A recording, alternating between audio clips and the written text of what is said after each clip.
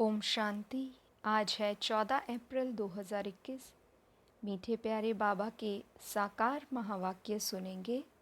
मुरली का सार है, मीठे बच्चे अंतर्मुखी बन ज्ञान रूप अवस्था में रहकर इन महावाक्यों को धारण करो, तब अपना व अन्य आत्माओं का कल्याण कर सकेंगे। अपने मन व दिल रूपी मंदिर को ईश्वरीय गुणों रूपी मूर्तियों से सजाओ और पवित्र संकल्पों की खुशबू फैलाओ। प्रश्न है, सर्वोत्तम सच्ची सर्विस कौन सी है?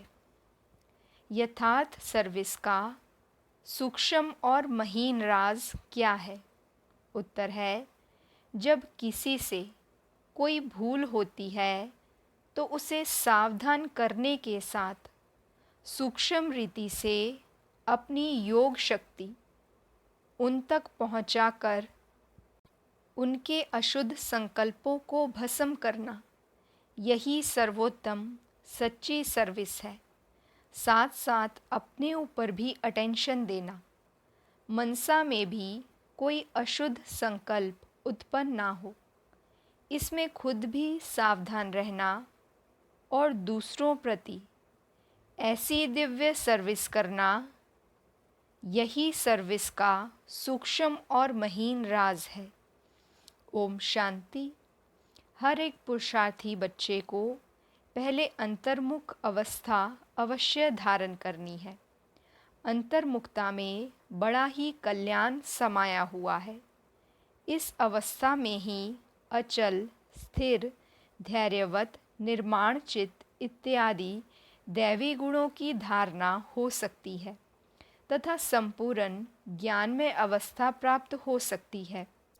अंतर्मुख ना होने के कारण वह संपूर्ण ज्ञान रूप अवस्था नहीं प्राप्त होती, क्योंकि जो भी कुछ महावाक्य सम्मुख सुने जाते हैं, अगर उसे गहराई में जाकर ग्रहण नहीं करते, सिर्फ उन महावाक्यों को सुनकर रिपीट कर देते हैं, तो वह महावाक्य वाक्य हो जाते हैं। जो ज्ञान रूप अवस्था में रहकर महावाक्य नहीं सुने जाते, उन महावाक्यों पर माया का परछाया पड़ जाता है।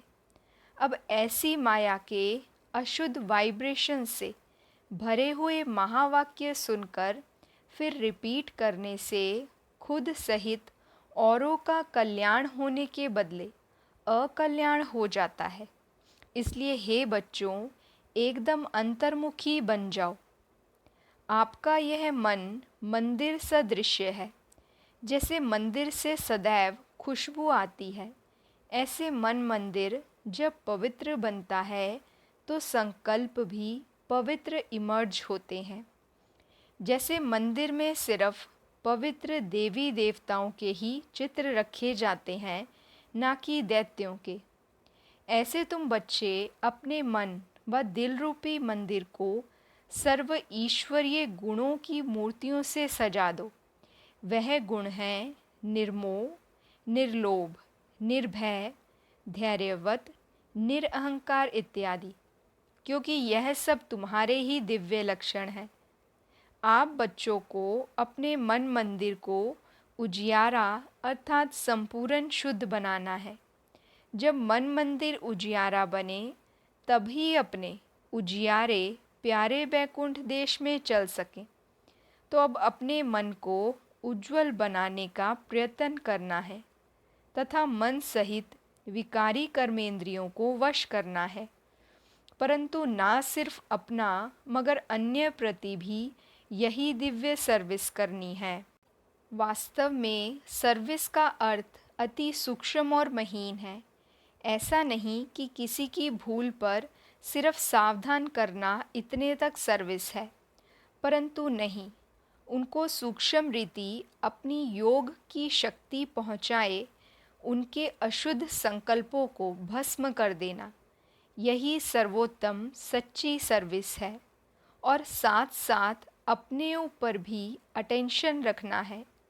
ना सिर्फ वाचा अथवा कर्मणा तक, मगर मनसा में भी कोई अशुद्ध संकल्प उत्पन्न होता है तो उनका वाइब्रेशन अन्य के पास जाए सूक्ष्म रीति अकल्याण करता है, जिसका बोझ खुद पर आता है और वही बोझ बंधन बन जाता है। इसलिए हे बच्चों, खुद सावधान रहो, फिर अन्य प्रति वही दिव्य सर्विस करो। यही आप सेवाधारी बच्चों का अलौकिक कर्तव्य है। ऐसी सर्विस करने वालों को फिर अपने प्रति कोई भी सर्विस नहीं लेनी है। भल कभी कोई अनायास भूल हो भी जाए तो उसे अपने बुद्धि योग बल से सदैव के लिए करेक्ट कर देना है। ऐसा तीव्र पुरुषार्थी थोड़ा भी इशारा मिलने से शीघ्र महसूस करके परिवर्तन कर लेते हैं और आगे के लिए अच्छी रीति अटेंशन रख चलता है। यही विशाल बुद्धि बच्चों का कर्तव्य है। हे मेरे प्राणों, परमात्मा द्वारा रचे हुए इस अविनाशी राजस्व ज्ञान यज्ञ प्रति तन मन धन को संपूर्ण रीति से स्वाहा करने का राज बहुत महीन है। जिस घड़ी आप कहते हो कि मैं तन मन धन सहित यज्ञ में स्वाहा अर्थात अर्पण हो मर चुका, उसी घड़ी से लेकर अपना कुछ भी नहीं रहता। उसमें भी पहले तन मन को संपूर्ण रीति से सर्विस में लगाना है। जब सब कुछ यज्ञ अर्थात परमात्मा के प्रति है तो फिर अपने प्रति कुछ रह नहीं सकता। धन भी व्यर्थ नहीं गवा सकते। मन भी अशुद्ध संकल्प विकल्प तरफ दौड़ नहीं सकता, क्योंकि परमात्मा को अर्पण कर दिया। अब परमात्मा तो है ही शुद्ध शांत स्वरूप, इस कारण अशुद्ध संकल्प स्वतः शांत हो जाते हैं।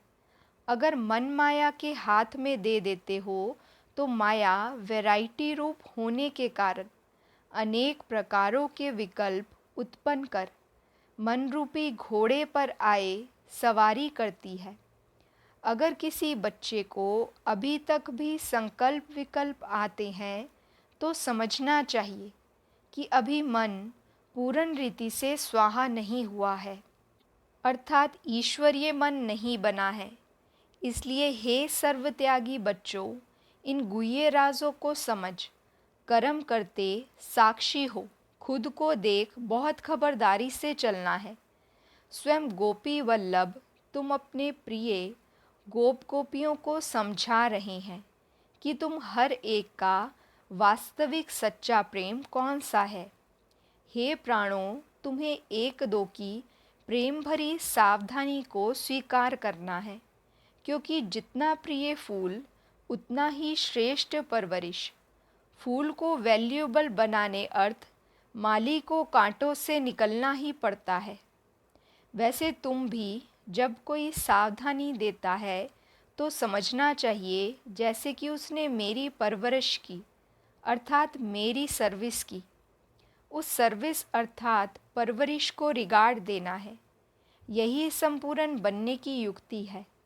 यही ज्ञान सहित आंतरिक सच्चा प्रेम है। इस दिव्य प्रेम में एक दो के लिए बहुत रिगार्ड होना चाहिए। हर एक बात में पहले खुद को ही सावधान करना है। यही निर्मांचित अति मधुर अवस्था है। ऐसे प्रेम पूर्वक चलने से तुम्हें जैसे यहाँ ही वह सत्यों के सुहावने दिन आंतरिक महसूस होंगे। वहाँ तो यह नेचुरल प्रेम रहता है, परंतु इस संगम के स्वीटेस्ट समय पर एक दो के लिए सर्विस करने का यह अति मीठा रमणीक प्रेम है। यही शुद्ध प्रेम जग में गाया हुआ है।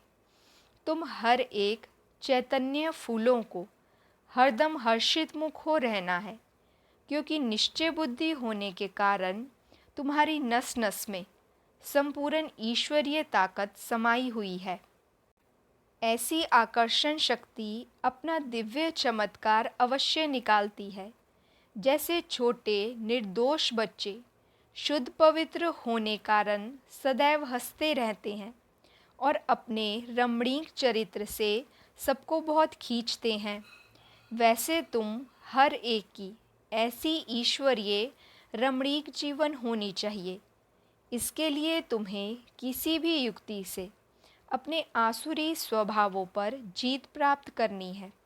जब कोई को देखो कि यह क्रोध विकार के वश हो मेरे सामने आता है, तो उनके सामने ज्ञान रूप हो बचपन की मीठी रीति से मुस्कुराते रहो, तो वह खुद शांतचित्त हो जाएगा, अर्थात विस्मृति स्वरूप से स्मृति में आ जाएंगे। भले उनको पता ना भी पड़े, लेकिन सूक्ष्म रीति से उनके ऊपर जीत पाकर मालिक बन जाना, यही मालिक और बालकपन की सर्वोत्तम शिरोमणि विधि है। ईश्वर जैसे संपूर्ण ज्ञान रूप वैसे ही फिर संपूर्ण प्रेम रूप भी है। ईश्वर में दोनों ही क्वालिटीज़ समाई हुई हैं, परंतु फर्स्ट ज्ञान, सेकंड प्रेम। अगर कोई पहले ज्ञान रूप बनने बगैर सिर्फ प्रेम रूप बन जाता है, तो वह प्रेम अशुद्ध खाते में ले जाता है। इसलिए प्रेम को मर्ज कर पहले ज्ञान रूप बन भिन्न भिन्न रूपों में आई हुई माया पर जीत पाकर पीछे प्रेम रूप बनना है। अगर ज्ञान बगैर प्रेम में आए तो कहाँ विचलित भी हो जाएंगे।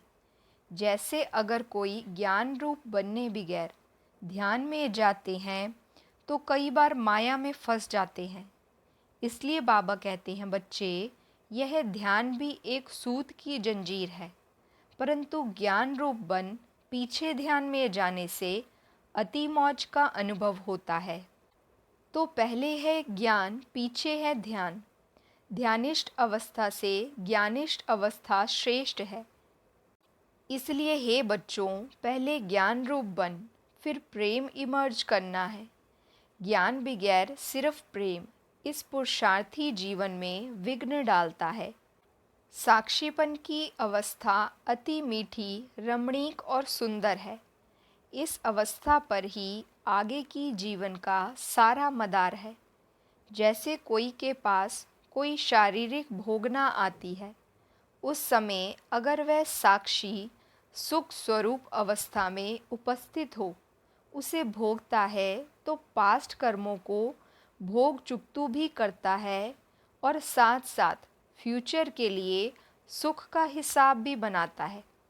तो यह साक्षीपन की सुख स्वरूप अवस्था पास्ट और फ्यूचर दोनों से कनेक्शन रखती है। तो इस राज को समझने से कोई भी ऐसे नहीं कहेगा कि मेरा ये सुहावना समय सिर्फ चुकतू करने में चला गया। नहीं, यही सुहावना पुरुषार्थ का समय है, जिस समय दोनों कार्य संपूर्ण रीति सिद्ध होते हैं। ऐसे दोनों कार्य को सिद्ध करने वाला तीव्र पुरुषार्थी ही अतीन्द्रिय सुख व आनंद के अनुभव में रहता है।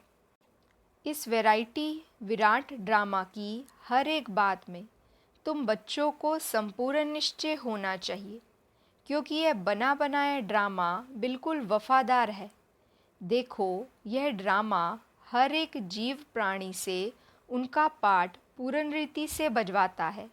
भल कोई रॉन्ग है तो वह रॉन्ग पार्ट भी पूर्ण रीति से बजाता है। यह भी ड्रामा की नूंद है।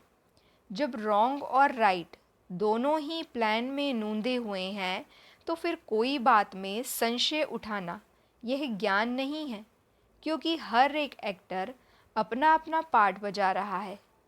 जैसे बायोस्कोप में अनेक भिन्न भिन्न नाम रूपधारी एक्टर्स अपनी अपनी एक्टिंग करते हैं, तो उनको देख किसी से नफ़रत आवे और किसी से हर्षित होवे, ऐसा नहीं होता है।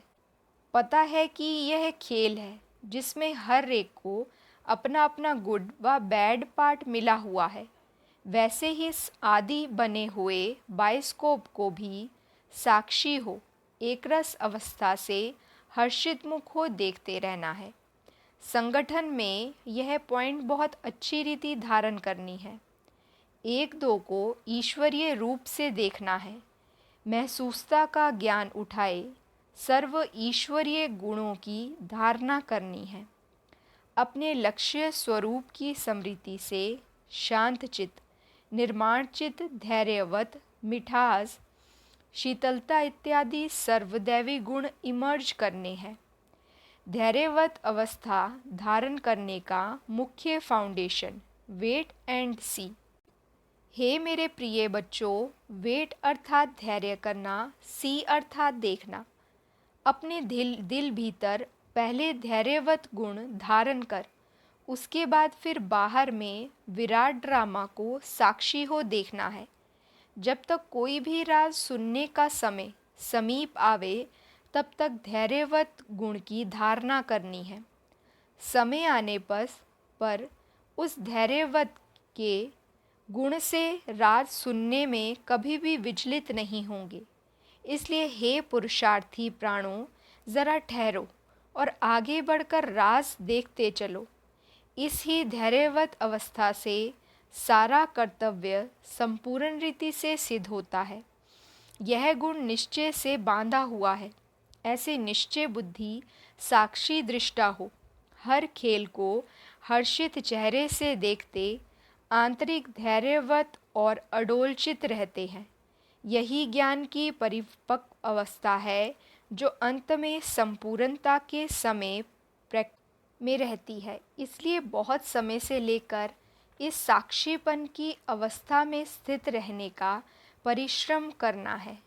जैसे नाटक में एक्टर को अपना पार्ट मिला हुआ पार्ट पूर्ण बजाने अर्थात आगे से ही रिहर्सल करनी पड़ती है, वैसे तुम प्रिय फूलों को भी आने वाली भारी परीक्षाओं से योग बल द्वारा पास होने के लिए आगे से ही रिहर्सल अवश्य करनी है।